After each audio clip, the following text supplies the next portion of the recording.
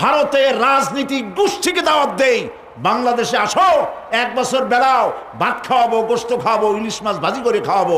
আমার দেশ থেকে শিখে যাও হিন্দু মুসলমান এক জায়গায় কেমনে বাস করে।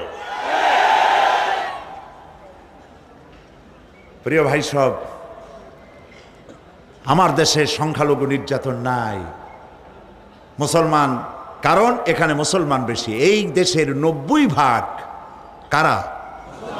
শতকরা 90% কারা? মুসলমান। বুক ফুলে আমরা বলতে পারি আমার দেশের হিন্দু, খ্রিস্টান, বৌদ্ধ সমস্ত জাতি বিবাহ শাদী, বেচা কেনা, পূজা অর্চনা যা কিছু দরকার সব অত্যন্ত ফ্রি মন নিয়ে করতে পারতেছে নাকি পারতেছে না? পারতেছে কি না? কারণ হলো এই কোরআন। কারণ কি? এই কোরআন আমাকে বলেছে অন্য ধর্মের দেবতাকে গালি দিও না। কোরআন বলেছে, কোরআন বলেছে অন্য ধর্মের উপাসনালয়গুলি ভেঙে দিও না। ওরা মসজিদগুলি ভাঙ্গে মন্দির বানাইছে, বাংলাদেশে একটি মন্দির ভেঙেও মসজিদ বানানো হয় না।